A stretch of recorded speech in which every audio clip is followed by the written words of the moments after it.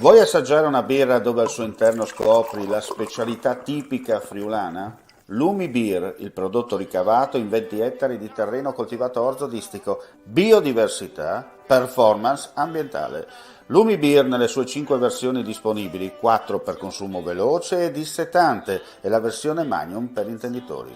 Lumi Beer si abbina a qualsiasi palato. Lumi Beer è un prodotto esclusivo Azienda Agricola Pancera, il buon seme, i buoni frutti. Ben ritrovati gentili amici e amiche alla visione all'ascolto per quanto riguarda l'informazione su friulitv.net. Dunque apriamo con gli aggiornamenti di cronaca dal Friuli Venezia Giulia.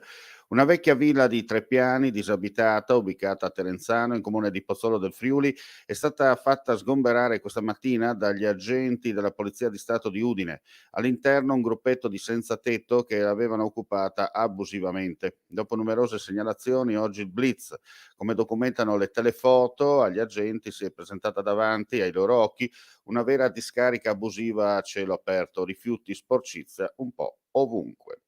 E adesso ci trasferiamo a Dignano di Carpacco, anzi a Carpacco, di Dignano, perché alle 12:30 di oggi la squadra dei Vigili del Fuoco del distaccamento di Spilimbergo, supportata dall'autoscala e l'autobotte giunte dalla sede centrale di Udine, è intervenuta in via Rodeano a Carpacco per l'incendio di un tetto in rifacimento. Il pronto intervento dei Vigili del Fuoco è valso al contenimento dello stesso a una minima porzione del tetto. Ancora in fase di accertamento le cause, che non ha coinvolto per fortuna persone.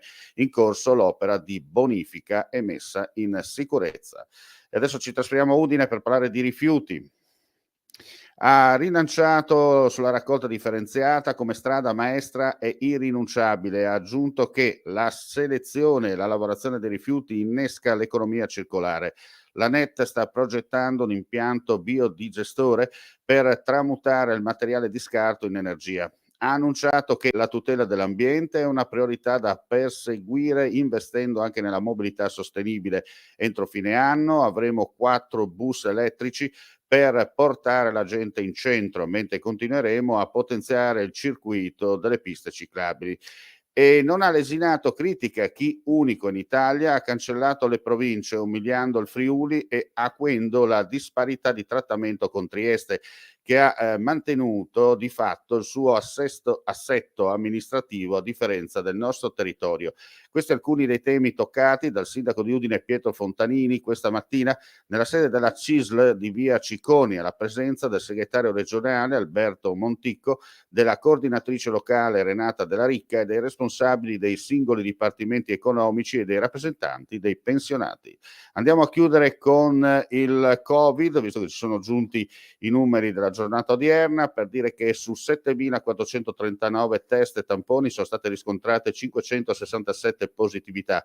Nel dettaglio 4.681 tamponi molecolari, 178 nuovi contagi, 2.758 test rapidi antigenici realizzati, 389 casi. Non ci sono persone ricoverate in terapia intensiva, mentre i pazienti ospedalizzati in altri reparti sono 132, meno 9 rispetto a ieri. Lo rende noto la Direzione Centrale Salute della Regione Friuli Venezia Giulia nel bollettino quotidiano. Oggi si registrano i decessi di 2 persone. E con questa notizia chiudiamo qui questa edizione flash. Ulteriori news come sempre sul nostro sito friulitv.net. Grazie per la visione e l'ascolto. Non resta che augurare a tutti voi un buon proseguimento di giornata.